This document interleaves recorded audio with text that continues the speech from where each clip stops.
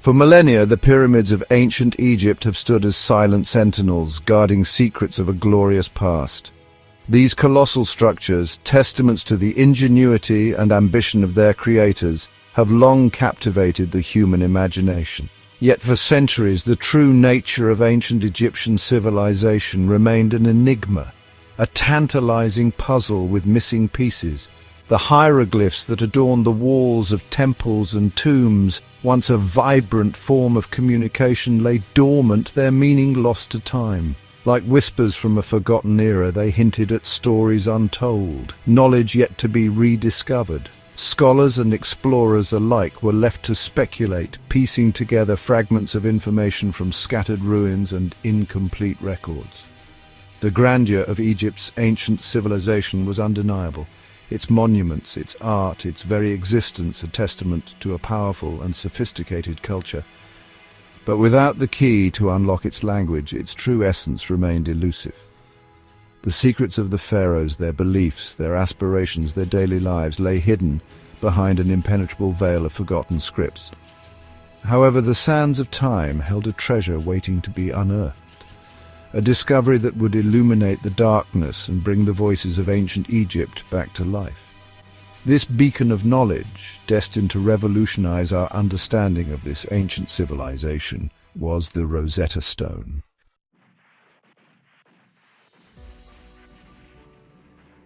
On July 19, 1799, amidst the turmoil of Napoleon Bonaparte's Egyptian campaign, a seemingly insignificant event occurred that would have profound implications for the world's understanding of history. A French soldier, engaged in the expansion of Fort Julian near the Egyptian town of Rashid Rosetta, stumbled upon a large black basalt slab. This was no ordinary stone. Inscribed upon its surface were three distinct scripts: hieroglyphic demotic, a cursive form of Egyptian writing, and ancient Greek. This trilingual inscription, the Rosetta Stone, as it came to be known, held the key to deciphering the long-lost language of the pharaohs. The discovery of the Rosetta Stone sent shockwaves through the scholarly world. Here, at last, was a tangible link to the past, a potential Rosetta Stone to unlock the secrets of ancient Egyptian writing. Scholars recognized the stone's immense value, and it soon found its way into the hands of British scholars after the French surrender in Egypt. The race to decipher the hieroglyphs began in earnest, with scholars across Europe poring over the inscriptions, meticulously comparing the known Greek text to the unknown Egyptian scripts. It was a monumental task, requiring not only linguistic expertise, but also a deep understanding of ancient Egyptian culture and history.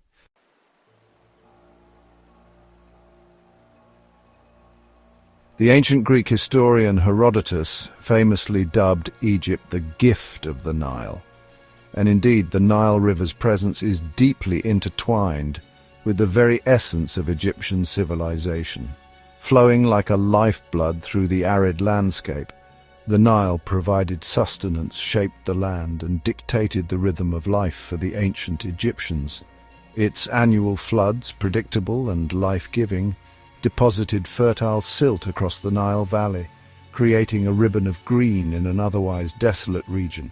This fertile land, known as the Black Land in contrast to the surrounding desert or Red Land, became the breadbasket of Egypt, enabling the cultivation of crops that sustained a large and thriving population. The Nile was more than just a source of water. It was a highway, a unifier, and a source of inspiration. Its navigable waters facilitated trade and communication, connecting the disparate communities that dotted its banks. This ease of movement fostered cultural exchange and a sense of shared identity, laying the groundwork for the unification of Upper and Lower Egypt. Even the Egyptian concept of time was influenced by the Nile's rhythmic cycles. The year was divided into 3 seasons: Akhet, inundation; Peret, growing; and Shemu, harvest, each dictated by the river's ebb and flow. This intimate connection between the Nile and the lives of the Egyptian people fostered a deep reverence for the river, elevating it to the status of a god in their pantheon.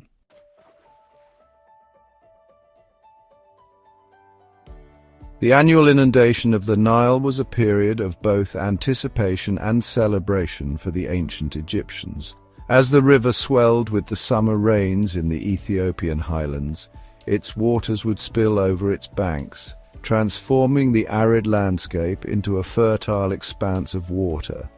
This inundation, far from being a destructive force, was a blessing, depositing a fresh layer of nutrient-rich silt across the valley floor. This silt, a gift from the river, was the lifeblood of Egyptian agriculture, replenishing the soil and ensuring bountiful harvests. The Egyptians developed sophisticated irrigation systems to manage the floodwaters, channeling them into a network of canals and basins to irrigate their fields. They mastered the art of basin irrigation, constructing earthen dikes to control the flow of water and retain it in large basins, allowing the silt to settle and nourish the land. With the receding floodwaters, the farmers would sow their crops, wheat, barley, flax, and a variety of vegetables, taking advantage of the fertile, moist soil. The warm Egyptian sun and the abundance of water ensured rapid growth, and the harvest season was a time of plenty, with granaries overflowing with grain.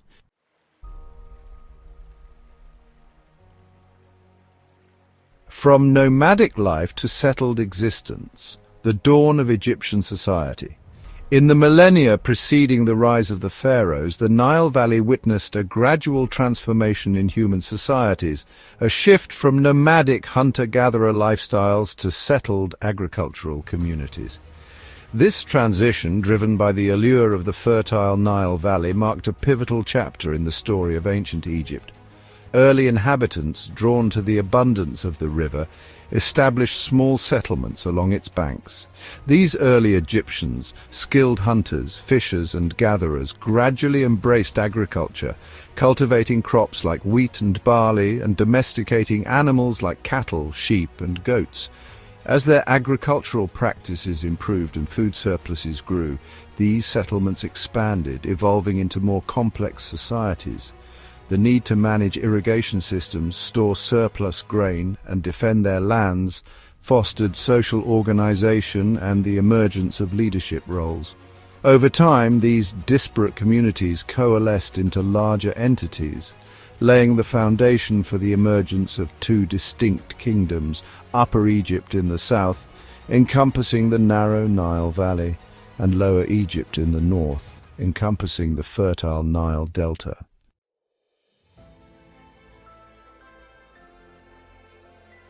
The tapestry of time unraveling the pre-dynastic period.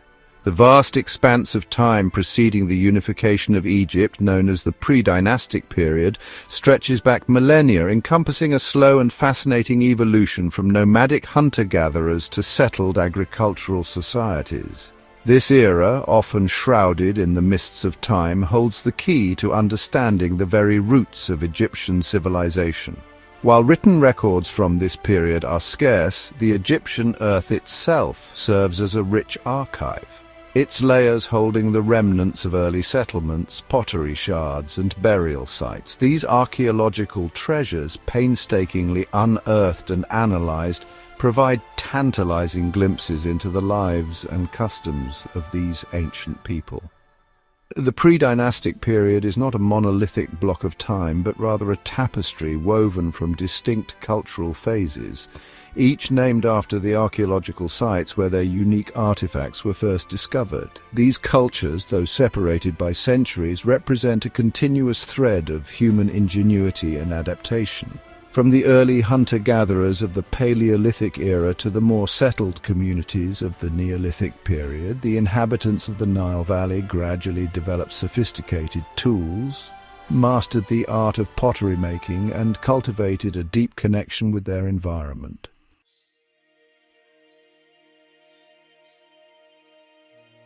The dawn of Egyptian culture, from hunter-gatherers to settled farmers.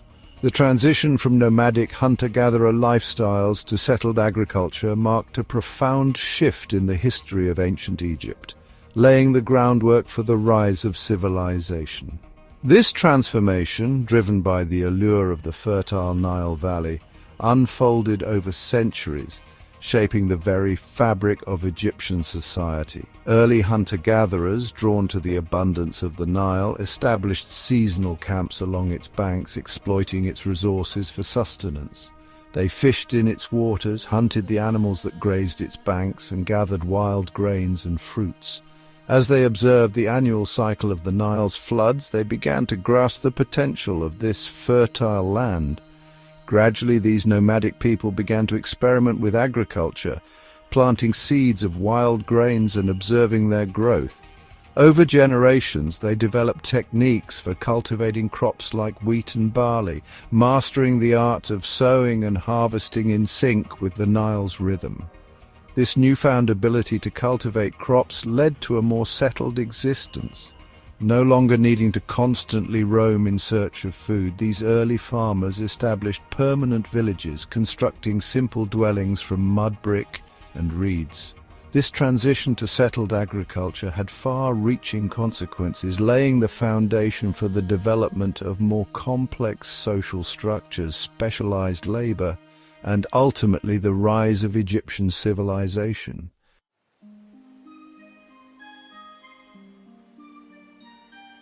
The rise of urban centers, from villages to proto-kingdoms.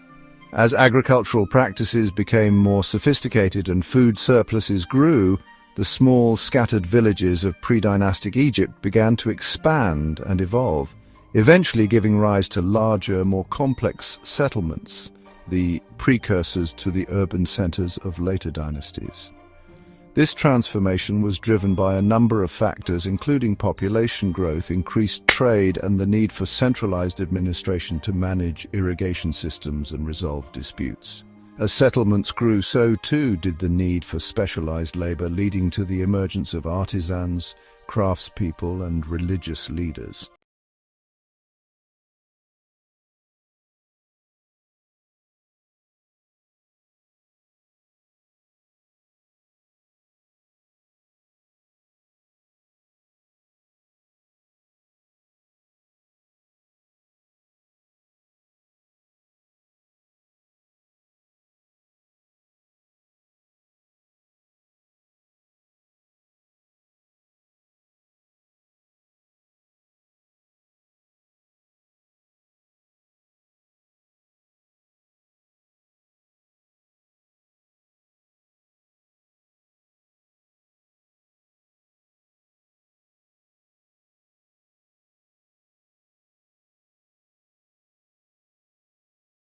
Egyptian civilization.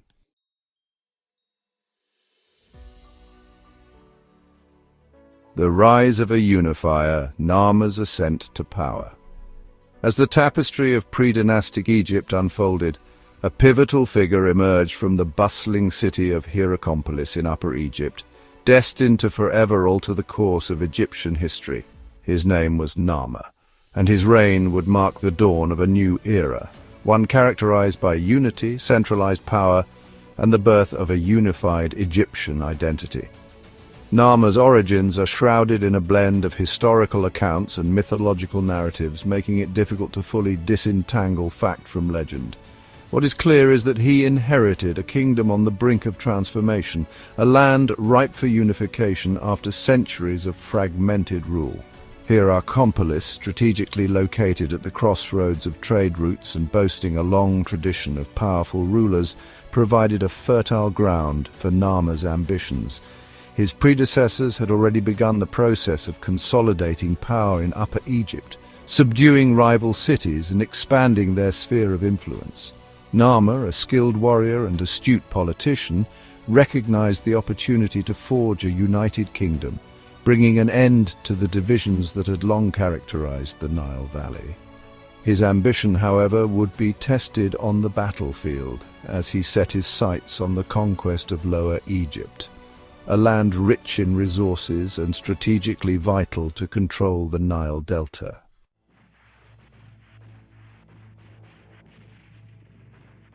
The battle for two lands, unifying Upper and Lower Egypt. The unification of Upper and Lower Egypt was not a mere political merger. It was a clash of cultures, a struggle for dominance that would shape the destiny of a civilization. Narmer's campaign to conquer Lower Egypt, though ultimately successful, was a brutal affair, marked by fierce battles and the subjugation of a proud and independent people. The most iconic depiction of this struggle is found on the Narmer palette, a ceremonial artifact discovered in Hierakonpolis that serves as a vivid testament to Narmer's victory. Carved on both sides with intricate scenes, the palette portrays Narmer as a divine warrior, striking down his enemies and uniting the two lands under his rule. On one side of the palette, Narmer is depicted wearing the white crown of Upper Egypt, inspecting the decapitated bodies of his enemies. Their contorted postures and expressions of agony convey the brutality of the conflict and the ruthlessness with which Narmer asserted his authority. On the reverse side, Narmer, now wearing the red crown of Lower Egypt, symbolizes his triumph over his enemies and the unification of the two lands. He is shown leading a procession of captives, their heads bowed in defeat, a stark reminder of the price of unification.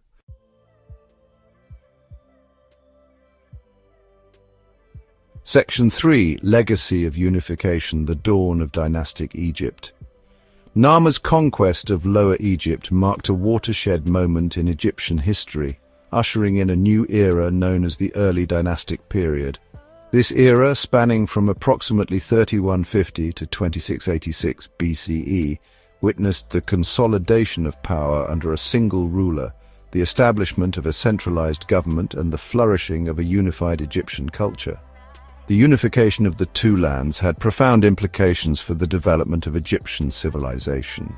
The Nile Valley, now under a single ruler, experienced unprecedented levels of peace and stability, fostering trade, agricultural prosperity, and large-scale construction projects. Narmer, recognizing the importance of solidifying his rule, established a new capital at Memphis, strategically located at the border of Upper and Lower Egypt. This symbolic act served to unify the two kingdoms, creating a center of power that transcended regional divisions. Under Narmer's successors, the institutions of kingship were further developed. The pharaoh, considered a living god, held absolute power, ruling over a vast bureaucracy responsible for administering justice, collecting taxes, and overseeing public works projects.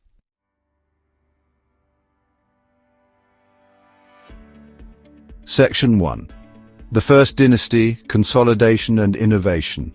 The unification of Egypt under Narmer marked the beginning of the early dynastic period, a time of profound transformation that laid the groundwork for the flourishing of Egyptian civilization. The First Dynasty, encompassing the reigns of Narmer and his immediate successors, witnessed the consolidation of power, the establishment of key institutions, and the emergence of a distinctive Egyptian culture. Narmer's successors, known by names like Aha, Djer, and Den, inherited a kingdom brimming with potential.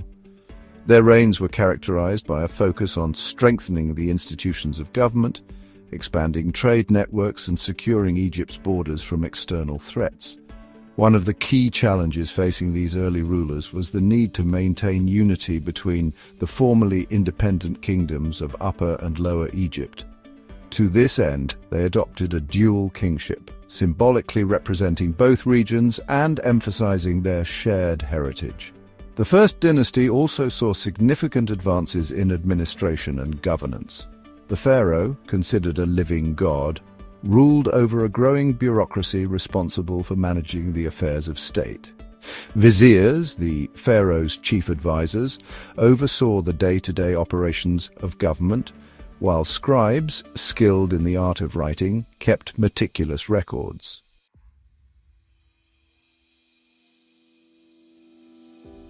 Section 2. Writing on the Wall, the Emergence of Hieroglyphs. Amidst the political and social upheavals of the early dynastic period, a profound intellectual revolution was taking place in Egypt. The emergence of writing. Hieroglyphs, a system of writing that combined phonetic sounds, ideograms representing ideas, and determinatives clarifying meaning, emerged as a powerful tool for communication, record-keeping, and artistic expression. The earliest examples of hieroglyphic writing, dating back to the reign of Narmer, are found on small ivory labels and pottery shards, suggesting that writing was initially used for administrative purposes, such as labeling goods or recording transactions. However, hieroglyphs quickly evolved into a more versatile script used for a wide range of purposes. Tombs and temples, adorned with intricate hieroglyphic inscriptions, became canvases for narratives about the lives of the pharaohs, their deeds, and their relationship with the gods. These inscriptions, often accompanied by vivid reliefs and paintings, provided insights into Egyptian beliefs about the afterlife, the nature of kingship, and the importance of maintaining cosmic order.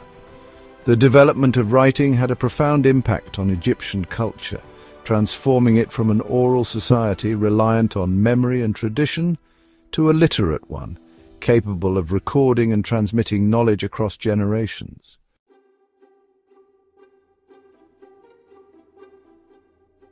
Section 3.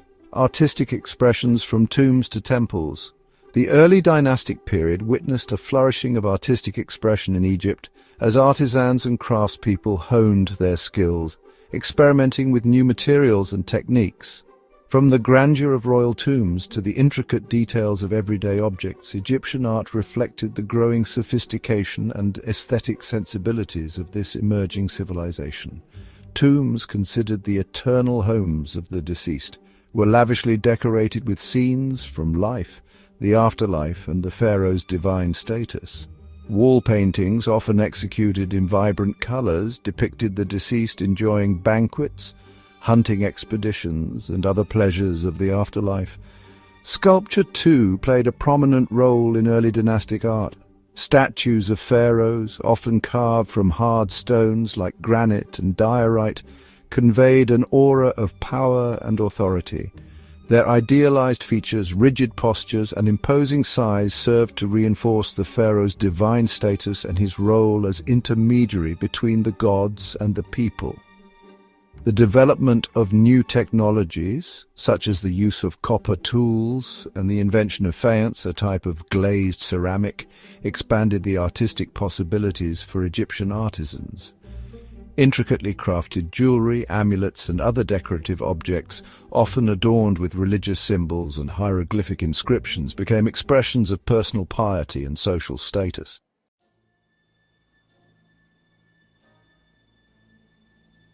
Section 1. The Age of Pyramids, Master Builders of the Old Kingdom. The Old Kingdom, spanning from the 4th to the 6th dynasties, stands as a testament to the architectural genius and organizational prowess of ancient Egypt. It was during this era that the iconic pyramids, enduring symbols of Egyptian civilization, rose from the desert sands, forever altering the landscape and capturing the imagination of generations to come. The pyramids were not merely monumental tombs, they were expressions of royal power, religious beliefs, and the ancient Egyptians' profound connection to the cosmos. Their construction required a staggering investment of resources, manpower, and engineering ingenuity, a testament to the centralized authority of the pharaohs and the sophisticated social organization of Old Kingdom society. The step pyramid of Djoser, built during the 3rd dynasty, marked a turning point in Egyptian funerary architecture, its stepped structure foreshadowing the smooth-sided pyramids that would follow. However, it was during the 4th dynasty, under the reign of Sneferu, that pyramid design reached new heights of ambition and technical mastery.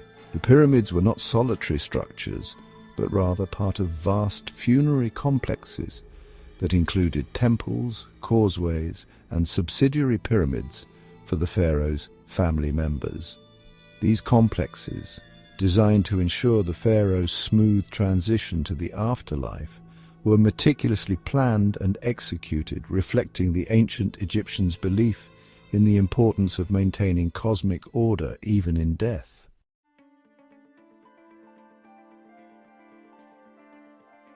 Section 2. Sneferu's Quest, the Evolution of Pyramid Design. Sneferu, the founder of the 4th dynasty, is often hailed as the master of pyramids, his reign marking a period of intense experimentation and innovation in pyramid design. Driven by a desire to create the perfect monument for his eternal resting place, Sneferu oversaw the construction of 3 major pyramids, each reflecting a distinct stage in the evolution of pyramid architecture. Sneferu's first pyramid, located at Meidum, began as a step pyramid similar in design to Djoser's pyramid. However, Sneferu's ambitions extended beyond the stepped form, and his architects attempted to transform it into a true smooth-sided pyramid by adding a layer of casing stones. Unfortunately, this ambitious plan proved structurally unsound, and the outer casing of the Meidum pyramid eventually collapsed. Undeterred by this setback, Sneferu embarked on the construction of a second pyramid, known as the Bent Pyramid, at Dashur. This pyramid, as its name suggests, features a peculiar bend in its slope, a result of adjustments made during construction to address structural concerns. The lower portion of the pyramid rises at a steep angle, while the upper portion transitions to a shallower angle, creating the illusion of a bent structure. Sneferu's third and final pyramid, also located at Dashur, is known as the Red Pyramid, named for the reddish hue of its limestone casing stones. This pyramid, built with a shallower angle from its base, represents the culmination of Sneferu's quest for the perfect pyramid form. The Red Pyramid, a testament to the ingenuity and perseverance of its builders, served as a model for the even grander pyramids that would follow.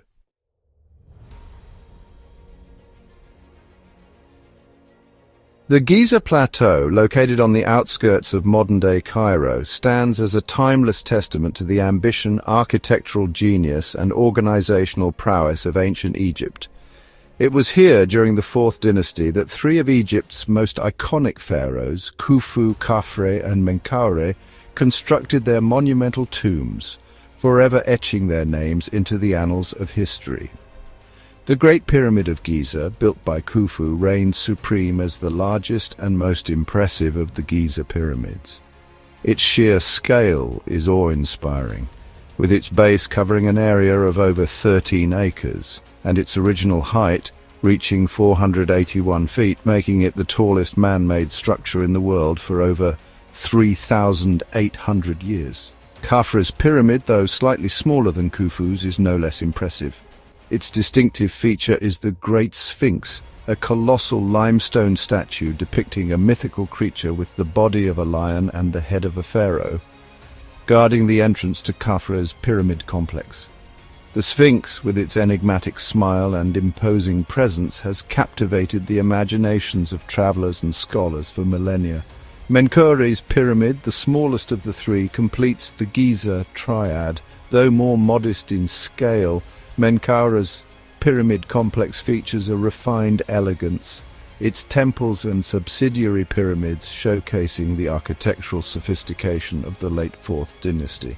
The Giza pyramids, more than just tombs, were expressions of royal power, religious beliefs, and the ancient Egyptians' profound connection to the cosmos.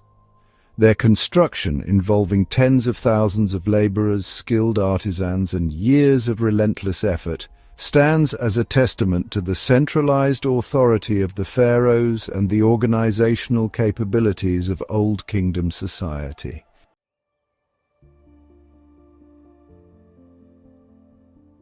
The sands of time have swallowed empires and buried countless civilizations, yet ancient Egypt continues to captivate our imagination, its legacy echoing through the millennia. More than just a collection of ruins and artifacts, ancient Egypt stands as a testament to the enduring power of human ingenuity, creativity, and the relentless pursuit of knowledge. The echoes of this ancient grandeur resonate in our art, architecture, language, and even our understanding of the cosmos. From the towering obelisks that grace our city squares to the hieroglyphic motifs adorning our jewelry, the influence of ancient Egypt is deeply woven into the fabric of our world. The ancient Egyptians were masters of astronomy, mathematics, and medicine, their insights laying the groundwork for future scientific advancements. Their sophisticated understanding of irrigation and agriculture sustained a thriving civilization for centuries, their techniques influencing farming practices to this day. But perhaps the most enduring legacy of ancient Egypt lies in its art, its timeless beauty transcending cultural boundaries and speaking to a universal human experience. The serene faces of its statues, the vibrant colors of its tomb paintings, and the intricate details of its hieroglyphs continue to inspire awe and wonder, reminding us of the enduring power of human creativity.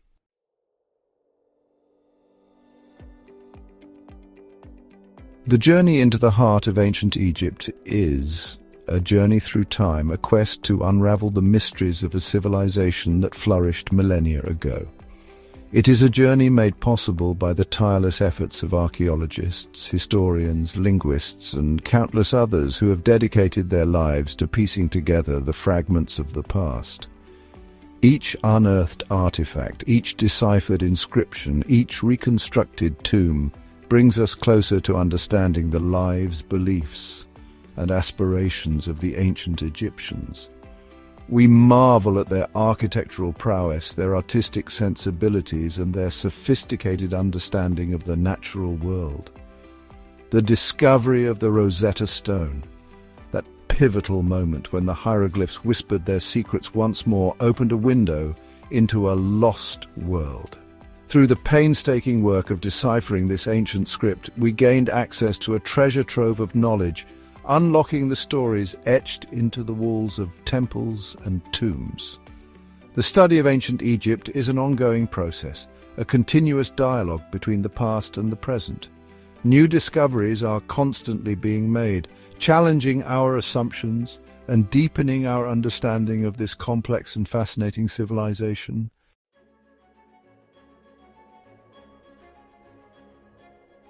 Ancient Egypt continues to beckon to us, its allure as potent today as it was centuries ago.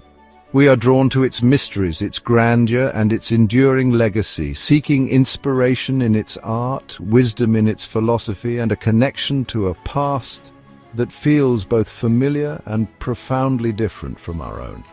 The pyramids of Giza, those colossal sentinels of the desert, stand as enduring symbols of human ambition and ingenuity, reminding us of our capacity to achieve the seemingly impossible. The intricate hieroglyphs, with their blend of artistry and symbolism, invite us to decipher their hidden meanings, to unravel the mysteries of a lost language. The stories of ancient Egypt, from the legendary reign of Cleopatra to the myths and legends that populated their world, continue to captivate our imaginations, inspiring countless books, films, and works of art. We find ourselves drawn to the timeless themes of love, loss, power, and the quest for immortality that resonate through their narratives. Ancient Egypt is not merely a relic of the past, it is a living presence, its influence woven into the fabric of our world. Its legacy continues to inspire, challenge, and captivate.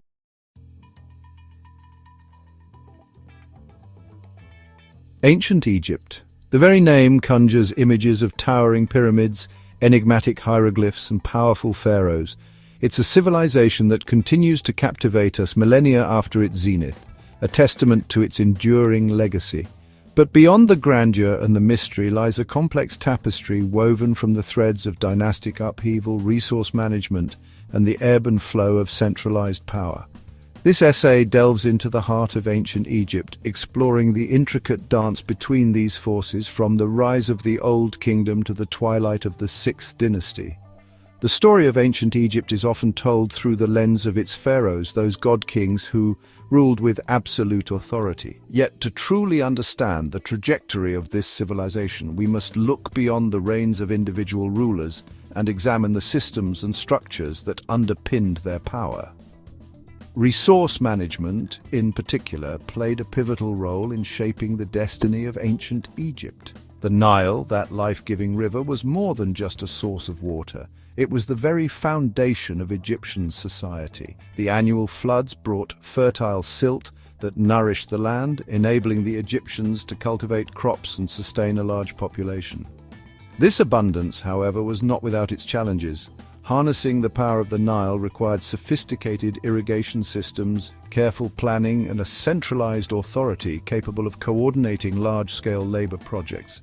The success of the Egyptian state hinged on its ability to effectively manage this vital resource.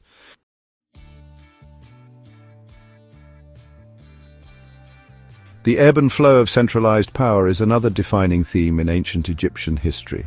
The Old Kingdom, spanning from the 3rd to the 6th dynasties, is often viewed as a golden age of stability and prosperity. During this period, the pharaohs wielded absolute power, commanding vast resources and overseeing the construction of some of Egypt's most iconic monuments, including the pyramids of Giza.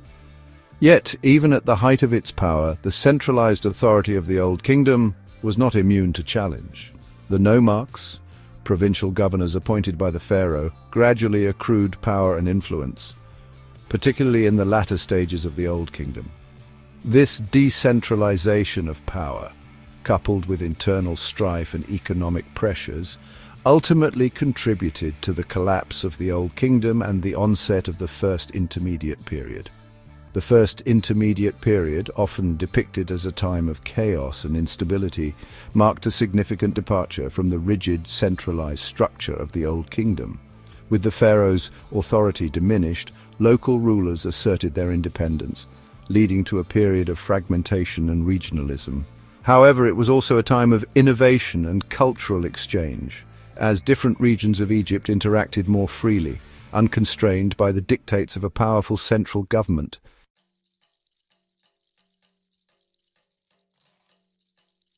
The First Intermediate Period eventually gave way to the Middle Kingdom, another era of reunification and centralized rule. The pharaohs of the 12th dynasty in particular are credited with restoring order, strengthening the economy, and expanding Egypt's borders. They learned from the mistakes of their predecessors, implementing policies designed to curb the power of the nomarchs and consolidate their own authority. However, the tension between centralization and decentralization remained a persistent theme throughout Egyptian history. The success of the Middle Kingdom was ultimately short-lived, and the cycle of unification and fragmentation continued. The story of ancient Egypt is not simply a linear progression from one dynasty to the next. It is a complex and nuanced narrative shaped by a multitude of factors, from the practicalities of resource management to the intricacies of political power.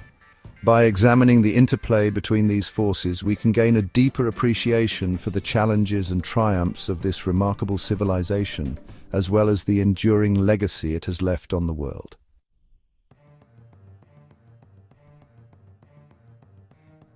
To comprehend the intricate relationship between resource management and dynastic power in ancient Egypt, we must first understand the paramount importance of the afterlife in Egyptian belief.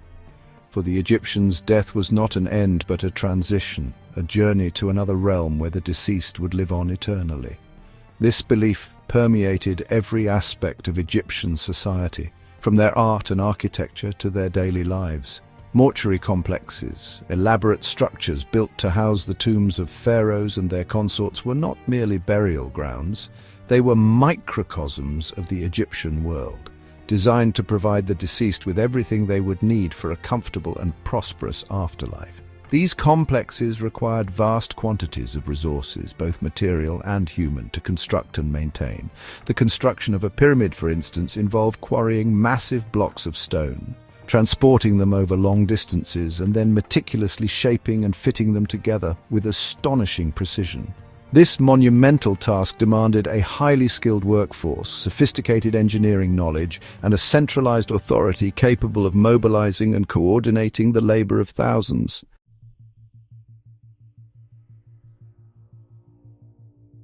Djoser's reign, the second pharaoh of the Third Dynasty, marked a turning point in the development of Egyptian mortuary architecture. Before Djoser, royal tombs were relatively modest structures known as mastabas, rectangular buildings with flat roofs. Djoser's chief architect Imhotep conceived of a radical new design, the step pyramid. Located at Saqqara, Djoser's step pyramid was a revolutionary structure, a testament to both Imhotep's architectural genius and Djoser's ambition. It was the first monumental stone structure in Egypt, a precursor to the towering pyramids that would come to define the Old Kingdom. The step pyramid complex, encompassing not just the pyramid itself, but also a vast array of temples, courtyards, and shrines, was a statement of Djoser's power and a tangible manifestation of the Egyptians' belief in the afterlife. The construction of Djoser's step pyramid complex required an unprecedented level of organization and resource management. Imhotep's innovative use of stone, a material previously reserved for smaller structures, necessitated the development of new quarrying and transportation techniques. The sheer scale of the project, with its intricate carvings, vast courtyards and towering pyramid, demanded a highly skilled workforce and a centralized authority capable of orchestrating the labor of thousands over many years.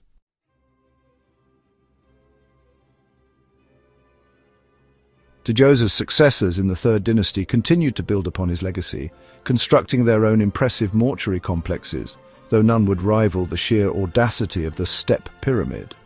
The Fourth Dynasty, however, witnessed a resurgence of pyramid building on an even grander scale, culminating in the construction of the Giza Pyramid Complex, the epitome of Old Kingdom power and architectural prowess. Sneferu, the founder of the Fourth Dynasty, was a prolific builder, credited with the construction of at least 3 major pyramids. His reign marked a period of experimentation and innovation in pyramid design. His first pyramid at Meidum, originally conceived as a step pyramid, ultimately collapsed, a stark reminder of the engineering challenges inherent in such ambitious projects. Undeterred, Sneferu embarked on the construction of 2 more pyramids at Dashur, the Bent Pyramid, so named for its unusual shape, with the lower portion sloping at a steeper angle than the upper portion, and the Red Pyramid, the first true smooth-sided pyramid, and a testament to Sneferu's perseverance and the evolving skills of Egyptian architects.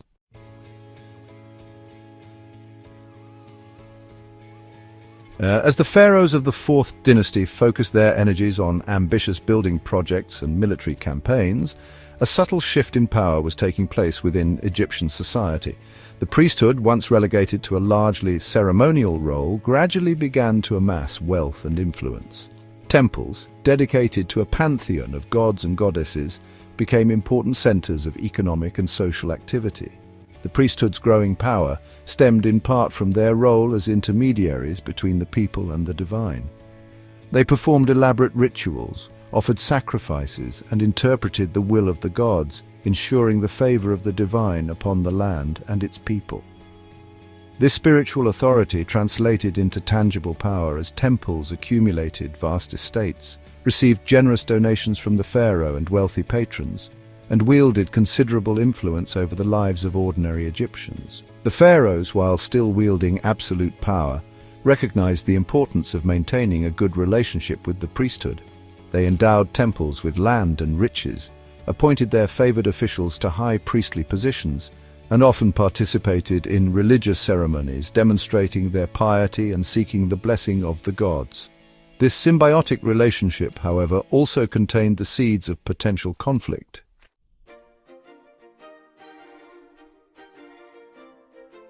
The reign of Sneferu's son, Khufu, marked the pinnacle of Fourth Dynasty pyramid building with the construction of the Great Pyramid of Giza, a testament to both the pharaoh's ambition and the extraordinary skill of Egyptian architects and engineers. Khufu's successors, Khafre and Menkaure, continued this tradition, albeit on a somewhat smaller scale, with the construction of the second and third pyramids of Giza. However, the reigns of Khufu's immediate successors, his sons Djedefre and Khafre, witnessed the growing influence of the priesthood, particularly the cult of the sun god Ra. Djedefre, who reigned for only a short time, broke with tradition by building his pyramid complex at Abu Rawash, a site associated with Ra rather than at Giza. This suggests a deliberate attempt to align himself with the powerful priesthood of Ra, perhaps as a counterbalance to the influence of other priestly factions. Khafre, while continuing to build at Giza, also constructed a massive sphinx, a mythical creature with the body of a lion and the head of a pharaoh near his pyramid. The sphinx, traditionally associated with solar deities, further underscores the growing importance of the sun god Ra in Egyptian religious beliefs and the increasing influence of the Ra priesthood.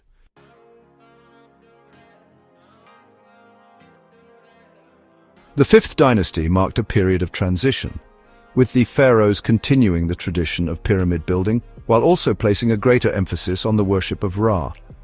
Usakaf, the founder of the 5th dynasty, built a sun temple at Abusir, a site that would become a center for Ra worship. He also initiated a series of reforms aimed at curbing the power of the nomarchs and consolidating royal authority. These reforms, however, did little to stem the tide of the priesthood's growing influence. By the reign of Djedkare Isesi, the 8th pharaoh of the 5th dynasty, the priesthood had amassed significant wealth and power, controlling vast temple estates, influencing royal appointments, and playing an increasingly prominent role in Egyptian society. Djedkare Isesi, recognizing the potential threat posed by the priesthood's unchecked power, embarked on a series of reforms aimed at reining in their influence. He curtailed the lavish privileges enjoyed by some temples, reduced the number of priests serving in certain cults, and reasserted royal control over temple finances. He also undertook a number of building projects, including the construction of his own pyramid complex at Saqqara.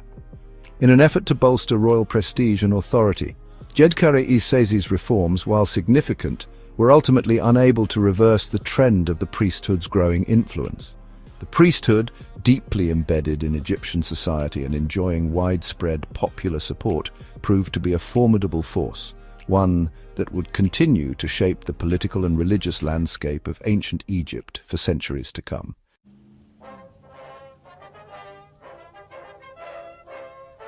The 6th dynasty inherited a kingdom already grappling with the challenges of decentralization and the growing influence of the priesthood. The pharaohs of this era, while attempting to maintain the grandeur of their predecessors, found themselves increasingly caught between the need to assert their authority and the reality of a shifting power dynamic. The seeds of discontent sown in the preceding dynasties began to take root, threatening the very foundations of the Old Kingdom. The reign of Teti, the founder of the 6th dynasty, began with promise. He commissioned ambitious building projects, including his pyramid complex at Saqqara, and sought to strengthen ties with loyal nomarchs through strategic marriages and appointments. However, his reign was cut short by assassination, a stark indication of the growing instability within the royal court. Teti's assassination ushered in a period of turmoil, with usurpers and short-lived reigns further weakening the authority of the pharaoh. The priesthood, ever opportunistic, capitalized on this instability, expanding their influence and amassing even greater wealth and power. The nomarchs, sensing weakness at the center, became increasingly assertive, consolidating their control over their respective provinces and challenging the pharaoh's authority.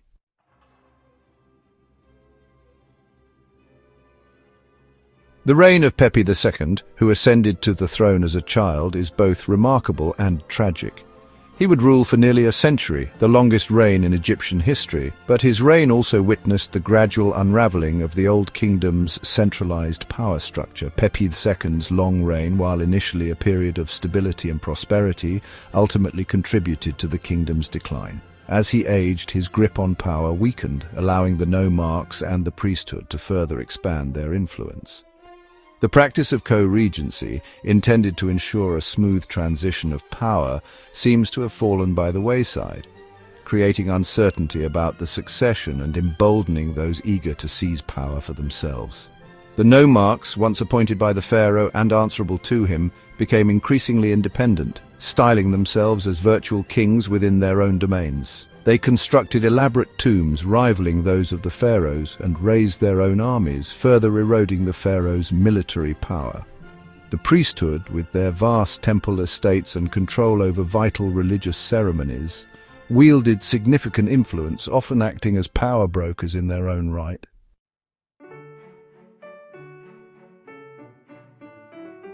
As Pepi II's reign drew to a close, the Old Kingdom stood on the precipice of collapse. The once mighty pharaoh, now a shadow of his former self, could do little to halt the centrifugal forces tearing his kingdom apart. The nomarchs, their power unchecked, engaged in open warfare with each other, vying for control of land, resources, and influence. The priesthood, while still paying lip service to the pharaoh, pursued their own agendas, their wealth and influence surpassing that of many nomarchs. The final blow to the Old Kingdom came not from a foreign invasion or a catastrophic natural disaster, but from within. A series of severe droughts, a consequence of the Nile's unpredictable floods, led to widespread famine and economic hardship. The centralized system of resource management, once the bedrock of the Old Kingdom's prosperity, proved woefully inadequate in the face of this crisis. The pharaoh, his authority already diminished, was unable to provide relief to his people. The nomarchs, focused on their own survival, hoarded resources and turned inward, abandoning any pretense of unity or cooperation. The Old Kingdom, weakened from within and battered by external forces, finally crumbled, ushering in a period of fragmentation and uncertainty known as the First Intermediate Period.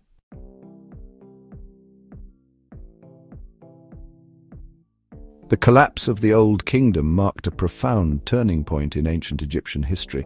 The centralized authority of the pharaoh, which had held sway for centuries, dissolved, leaving a vacuum that was quickly filled by ambitious nomarchs vying for power. The First Intermediate Period, often depicted as a time of chaos and decline, was in reality a period of significant transformation, characterized by both fragmentation and innovation. With the pharaoh's power diminished, Egypt splintered into a patchwork of independent nomes, each ruled by its own nomarch.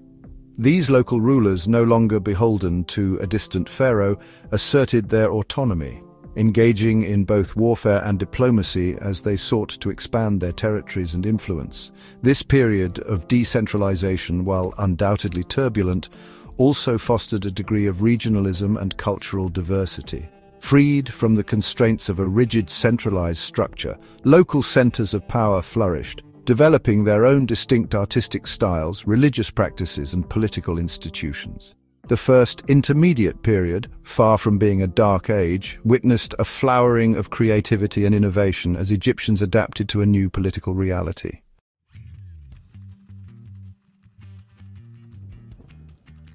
Amidst the fragmentation and uncertainty of the First Intermediate Period, a new power emerged in the south: Thebes. Located in Upper Egypt, Thebes had long been an important religious center, home to the cult of Amun, a god associated with creation and fertility. Under a series of ambitious rulers, Thebes gradually expanded its influence, eventually challenging the power of the northern nomes and laying the foundation for the reunification of Egypt. The 11th dynasty, founded by Intef I, a nomarch of Thebes, marked the beginning of Thebes' rise to prominence. Intef I and his successors gradually consolidated their control over Upper Egypt, subduing rival nomes and expanding their territory northward. Mentuhotep II, the fourth ruler of the 11th dynasty, completed the reunification of Egypt, defeating the last remnants of northern resistance and establishing Thebes as the capital of a reunited kingdom. Mentuhotep II's victory ushered in a new era of stability and prosperity known as the Middle Kingdom. He and his successors embarked on ambitious building projects, revived trade and restored order to the land. The reunification of Egypt under the 11th dynasty marked a turning point in Egyptian history, demonstrating the resilience of Egyptian civilization and its ability to recover from even the most profound political upheavals.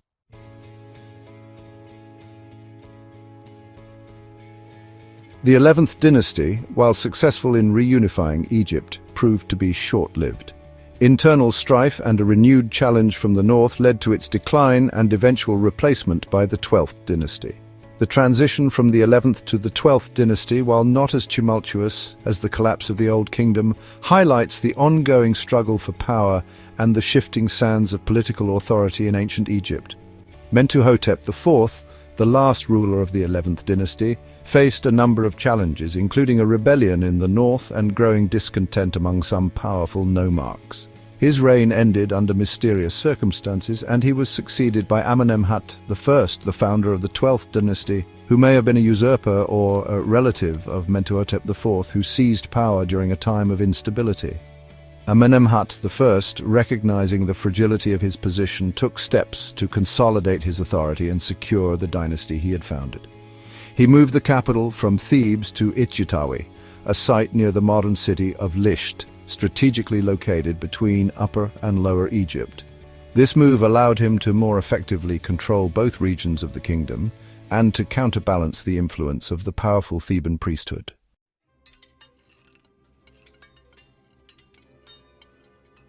Amenemhat I's reign marked the dawn of the Middle Kingdom, an era often characterized as a return to order and prosperity after the fragmentation of the First Intermediate Period. The 12th dynasty, which Amenemhat I established, would rule Egypt for nearly 2 centuries, ushering in a period of stability, cultural achievement, and renewed international influence.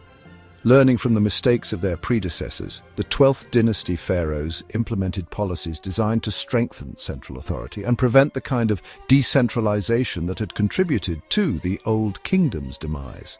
Amenemhat I, recognizing the potential threat posed by powerful nomarchs, took steps to curb their influence, appointing loyal officials to key positions and undertaking ambitious building projects throughout the kingdom to demonstrate his authority and reinforce his presence beyond the traditional center of power.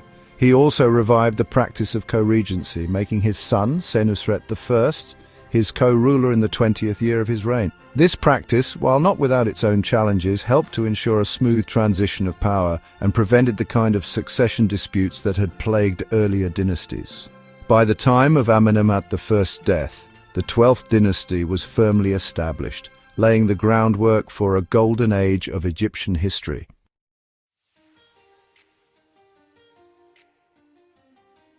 Senusret I, upon assuming sole rulership, continued his father's policies, further strengthening central authority, expanding Egypt's borders, and undertaking a series of ambitious building projects that underscored the 12th dynasty's power and prosperity.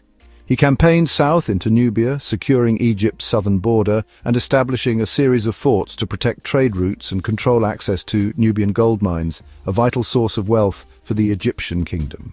Senusret I also undertook extensive building projects throughout Egypt, constructing temples, shrines, and other monuments that celebrated his reign and reinforced his authority. His most significant architectural achievement was his funerary complex at Lisht, a sprawling complex that included a pyramid, temples, and a network of underground chambers, a testament to the 12th dynasty's wealth and architectural prowess. He also revived the tradition of sending expeditions to the Sinai Peninsula to mine turquoise and copper, important resources for Egyptian craftspeople.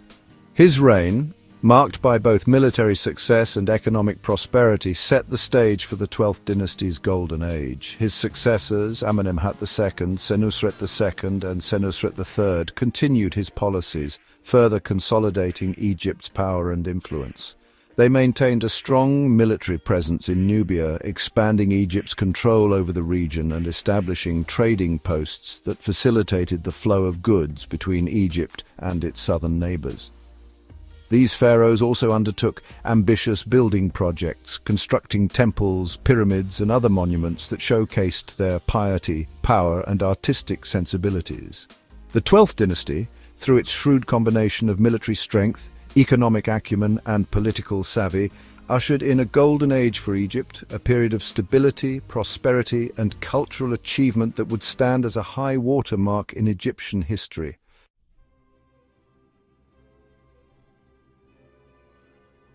The rise and fall of ancient Egypt's dynasties, from the grandeur of the Old Kingdom to the reunification under the Middle Kingdom, offer a compelling lens through which to examine the intricate dance between resource management, centralized power, and societal transformation. The echoes of these ancient periods reverberate through time, reminding us of the enduring legacy of this remarkable civilization and the timeless lessons it holds for understanding the complexities of human history. The Egyptians' profound reverence for the afterlife manifested in the construction of colossal pyramids and elaborate mortuary complexes speaks to their sophisticated understanding of resource management. These monumental projects, while testaments to the pharaoh's power and ambition, also necessitated the development of advanced engineering techniques, the mobilization of vast labor forces, and the careful allocation of resources on an unprecedented scale. The very existence of these architectural marvels stands as a testament to the Egyptians' ingenuity and their ability to harness the power of collective effort. Beyond the grandeur of the pyramids, however, lies a deeper understanding of the Egyptians' relationship with their environment. The Nile River, the lifeblood of Egypt, dictated the rhythm of their lives, providing sustenance and shaping their worldview. The annual floods, both a blessing and a potential threat, necessitated the development of sophisticated irrigation systems, careful planning, and a centralized authority capable of coordinating large-scale water management projects.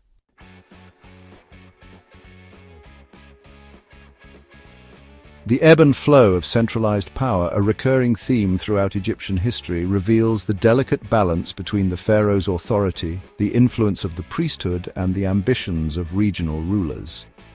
The Old Kingdom, often idealized as a period of stability and centralized rule, was not immune to the challenges of decentralization. The nomarchs, provincial governors entrusted with maintaining order in their respective regions, gradually amassed power and influence, particularly in the latter stages of the Old Kingdom, ultimately contributing to its demise.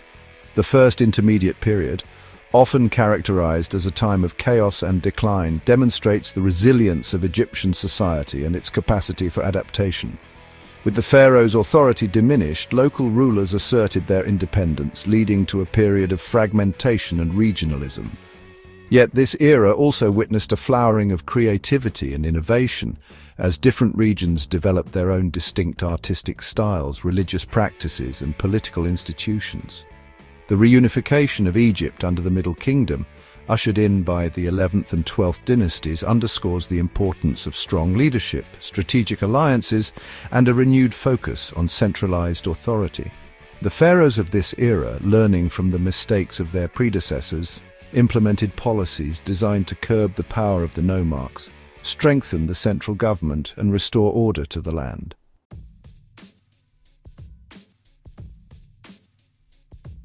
Throughout Egyptian history, the ability to effectively manage resources, particularly the life-giving waters of the Nile, proved essential for maintaining stability, ensuring prosperity, and projecting power. The pharaohs, as divine rulers, were ultimately responsible for maintaining Ma'at, the cosmic order that governed all aspects of Egyptian life, including the natural world. Their success in this endeavor depended on their ability to harness the resources of the land, ensure the equitable distribution of food and water, and protect Egypt from both internal strife and external threats. The construction of massive irrigation projects, such as canals, dams, and reservoirs, testified to the Egyptians' sophisticated understanding of hydraulic engineering and their capacity for large-scale cooperation. These projects, often requiring the coordinated efforts of thousands of workers over many years, not only facilitated agricultural production, but also served as symbols of the pharaoh's power and benevolence. The Egyptians' ability to manage their resources extended beyond the Nile. They developed extensive trade networks, both within Egypt and with neighboring lands, exchanging goods, ideas, and cultural practices. They mined gold, copper, and other precious metals from the deserts, quarried stone for their monumental buildings, and cultivated a variety of crops to sustain their growing population. The story of ancient Egypt, from its dynastic upheavals to its architectural achievements, is ultimately a story about the relationship between humans and their environment. The Egyptians' deep reverence for the natural world, their understanding of the delicate balance between order and chaos, and their remarkable capacity for innovation and adaptation continue to inspire and intrigue us millennia later. Their legacy serves as a reminder of the enduring power of human ingenuity, the importance of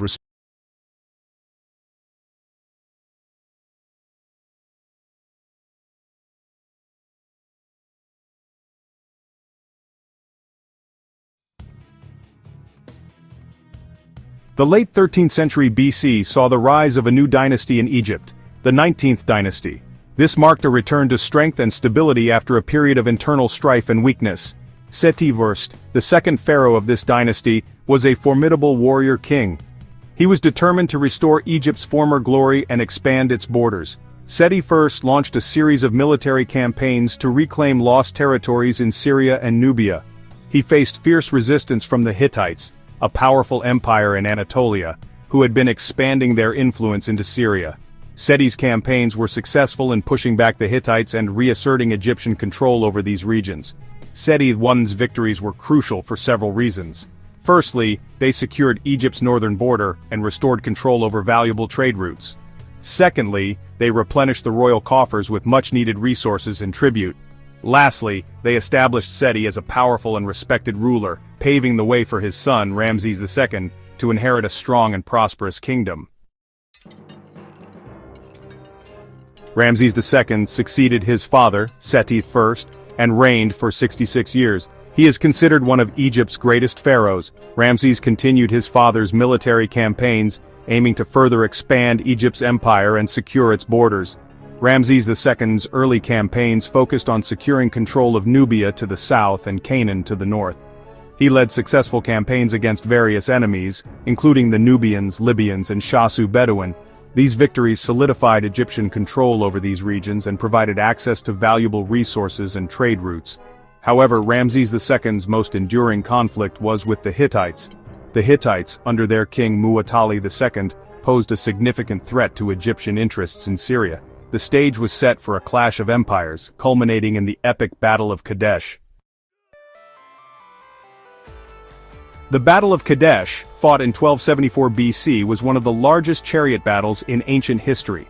Ramses II, eager to prove himself as a great warrior pharaoh, led his army deep into Hittite territory, aiming to capture the strategically important city of Kadesh. However, Ramses fell for a Hittite deception. The Hittites had cleverly concealed their main force near Kadesh, allowing Ramses to advance with his army divided. The Hittites launched a surprise attack, scattering the Egyptian forces and nearly capturing Ramses himself.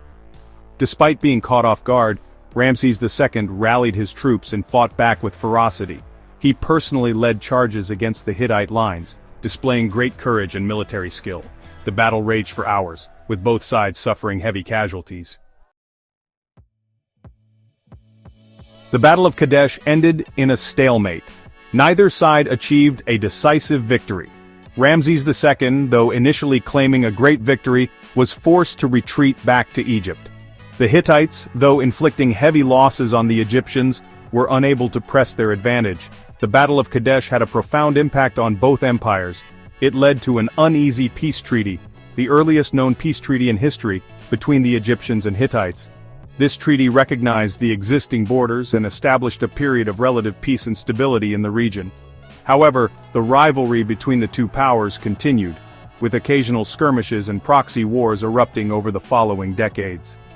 The Battle of Kadesh remained a defining moment in Ramses II's reign, immortalized in numerous temple inscriptions and reliefs that celebrated his courage and military prowess.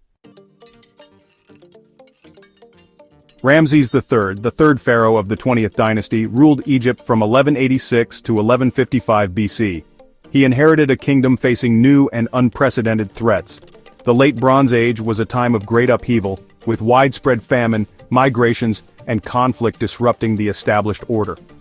One of the most significant threats to Egypt during this period came from the Sea Peoples. These were a mysterious confederation of seafaring raiders from the Aegean and Anatolian regions. The Sea Peoples launched a series of devastating attacks on the eastern Mediterranean, targeting coastal cities and disrupting trade routes. Ramses III faced the daunting task of defending Egypt from these invaders. He understood the gravity of the threat and took decisive measures to strengthen Egypt's defenses and prepare for the inevitable confrontation. The Sea Peoples launched a multi-pronged assault against Egypt during Ramses III's reign. They attacked by land and sea, targeting the Nile Delta and the eastern frontier. The Sea Peoples were a formidable enemy, armed with advanced weaponry and possessing superior naval capabilities. Ramses III, however, was ready for them.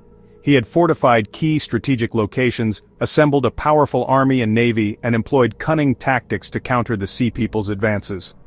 Ramses III's strategy involved a combination of land battles and naval engagements to repel the invaders. One of the most crucial battles took place at the mouth of the Nile River, where the Egyptian navy decisively defeated the Sea Peoples' fleet.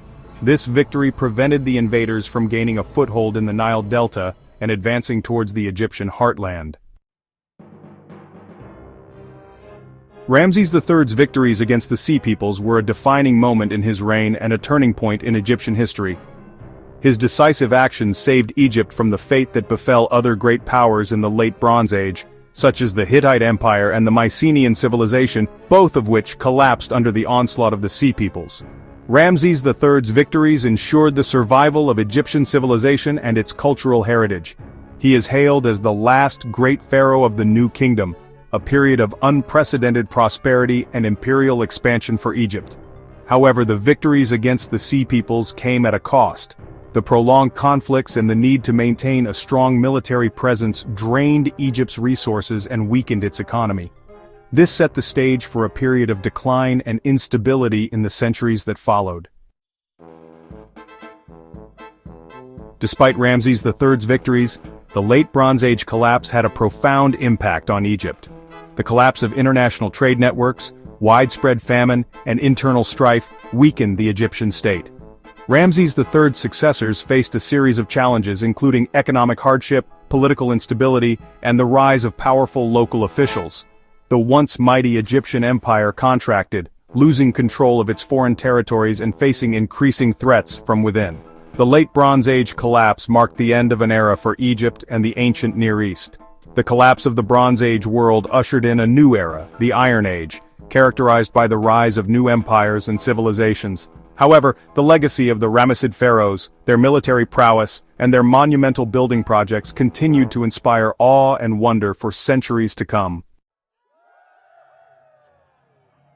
The military campaigns and battles of the Ramessid pharaohs, from Seti I to Ramses III, left an indelible mark on Egyptian history.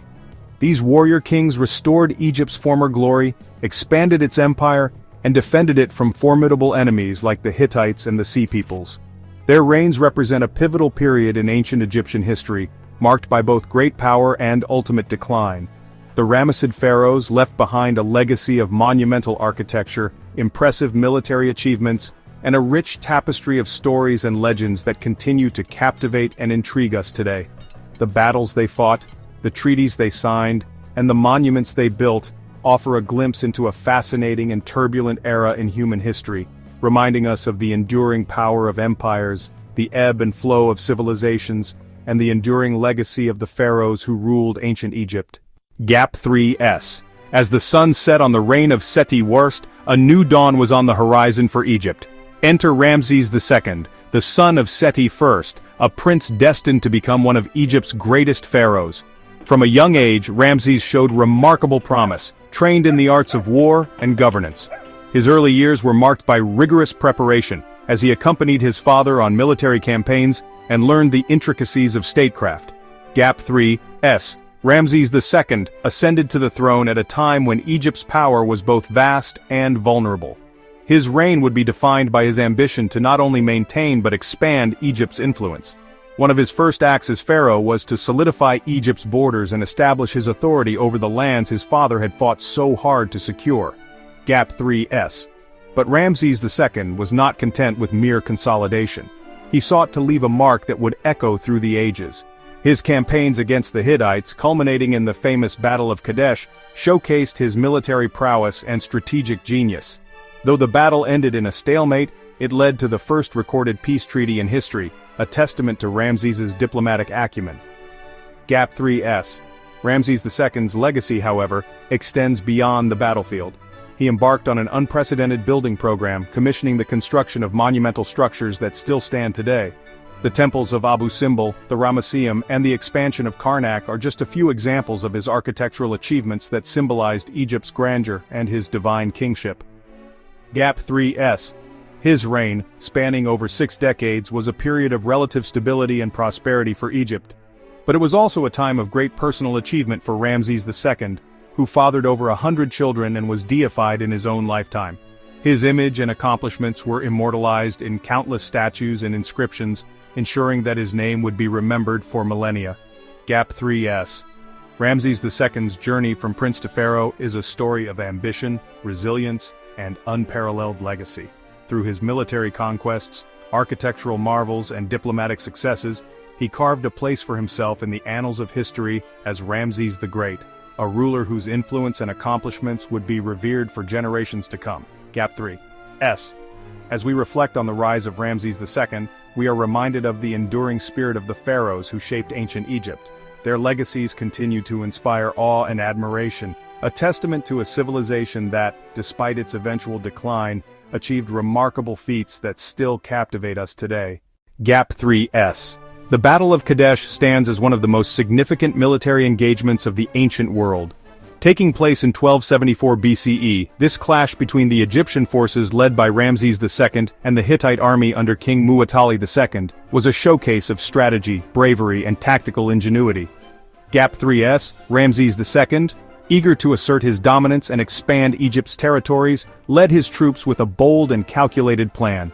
His forces were divided into 4 divisions: Amun, Re, Ptah, and Set, each named after a prominent Egyptian god. The divisions marched separately, intending to converge at Kadesh in a coordinated assault. However, the Hittite king, Muwatalli II, had his own plans. Gap 3S. Utilizing deception and superior intelligence, the Hittites managed to ambush Ramses's forces. The Egyptian divisions were caught off guard, leading to chaos and confusion. But Ramses II, demonstrating remarkable leadership, quickly rallied his troops. Despite being heavily outnumbered, he led a fierce counterattack, personally engaging in the thick of battle. Gap 3S. The tactics employed by both sides were a testament to their military prowess. The Hittites used their chariots to devastating effect, attempting to break the Egyptian lines. Ramses, on the other hand, utilized his infantry and archers to create a defensive perimeter, buying time for reinforcements to arrive. The battle raged on, with neither side able to secure a decisive victory. Gap 3S. In the end, the Battle of Kadesh concluded in a stalemate. Both Ramses II and Muwatalli II claimed victory, but the true outcome was a draw. This inconclusive result led to the eventual signing of the first recorded peace treaty in history, a remarkable diplomatic achievement that underscored the complexities of ancient warfare and international relations. Gap 3S. The Battle of Kadesh remains a pivotal moment in Ramses II's reign, highlighting his strategic acumen and resilience in the face of overwhelming odds. It also serves as a reminder of the intricate dance of power, diplomacy, and warfare that defined the ancient world. Through this lens, we gain a deeper appreciation for the ingenuity and determination of the pharaohs who sought to forge their legacies on the sands of time. The Battle of Kadesh may have ended in a stalemate, but its aftermath marked a significant turning point in ancient diplomacy. The inconclusive result of the battle left both the Egyptians and the Hittites in a precarious position. For Ramses II, the conflict showcased his resilience and tactical prowess, but it also highlighted the need for a more stable and peaceful relationship with his northern neighbors. Gap 3S. In the years following the battle, Ramses II and King Hattusili III, who succeeded Muwatalli II, engaged in a series of negotiations that would culminate in the signing of the first recorded peace treaty in history. Known as the Treaty of Kadesh, this agreement was a remarkable diplomatic achievement symbolizing a mutual desire for stability and cooperation. Gap 3S. The treaty outlined several key provisions, including the establishment of defined borders, mutual defense pacts, and the repatriation of refugees. Both empires pledged to support each other in times of internal strife and external threats, fostering a sense of alliance that was unprecedented in the ancient world. Gap 3S. The Treaty of Kadesh was not merely a political maneuver, it was a testament to the evolving nature of international relations. It demonstrated that even in an era dominated by warfare and conquest, diplomacy and dialogue could pave the way for lasting peace. Gap 3S. Ramses II's role in this diplomatic breakthrough further solidified his legacy as a shrewd and forward-thinking leader. By prioritizing peace and stability, he ensured the continued prosperity of Egypt and secured his place in history as one of its greatest pharaohs. Gap 3S. The legacy of the Treaty of Kadesh echoes through the annals of history, reminding us that the pursuit of peace often requires as much courage and wisdom as the waging of war. In the delicate balance of power, treaties and alliances can stand as enduring symbols of hope and cooperation, transcending the boundaries of time and geography. The legacy of Ramses II extends far beyond his military exploits and diplomatic achievements. He is also celebrated as one of Egypt's greatest builder pharaohs, leaving behind an architectural legacy that continues to awe and inspire. Gap 3S. His reign marked a golden age of construction, characterized by monumental projects that showcased the grandeur and power of the Egyptian empire. Among his most famous works is the Ramesseum, a massive mortuary temple complex in Thebes dedicated to his own memory and the god Amun. The sheer scale and intricate carvings of the Ramesseum reflect Ramses II's ambition to immortalize his reign through stone and artistry. Gap 3S. Another iconic monument is the Abu Simbel temples, carved directly into the cliffs of Nubia. These colossal statues of Ramses II and his queen Nefertari stand as sentinels overlooking the Nile, a testament to his devotion to the gods and his desire to leave an indelible mark on the landscape. The relocation of the Abu Simbel temples in the 20th century, to save them from the rising waters of the Aswan High Dam, underscores their enduring significance and the global effort to preserve this ancient heritage. Gap 3s. Ramses II's building projects extended throughout Egypt, from the temples at Karnak and Luxor to the city of Pyrameses in the Nile Delta, which served as his new capital. These constructions were not merely expressions of power, they were centers of religious, political and economic life, designed to reinforce the stability and prosperity of his reign. Gap 3s. The architectural achievements of Ramses II symbolize his vision of a unified and enduring Egypt. They remind us that while pharaohs may rise and fall, their legacies can be etched into the very fabric of history through the monuments they leave behind. Gap 3s. Ramses II's contributions to Egypt's architectural heritage continue to captivate and inspire, illustrating the timeless power of human creativity and ambition. His reign stands as a beacon of what can be achieved when vision and determination converge, shaping a legacy that transcends the ages. While Ramses II was fortifying Egypt's legacy through monumental architecture and strategic diplomacy, the Hittite Empire was experiencing a gradual decline. Once a formidable power in the Near East, the Hittites faced numerous challenges that eroded their dominion. Gap 3s. Internal strife and succession disputes weakened the central authority, creating rifts within the ruling elite. These internal conflicts were exacerbated by external pressures, as neighboring civilizations and emerging powers sought to exploit the Hittites' vulnerabilities. Gap 3s. Climate change and subsequent food shortages further strained the empire's resources, leading to economic instability and social unrest. The Hittite heartland, which had once been a hub of prosperity and military might, struggled to maintain its former glory. Gap 3s. The relentless incursions of the Sea Peoples added to the turmoil, as these mysterious invaders disrupted trade routes and ravaged coastal settlements.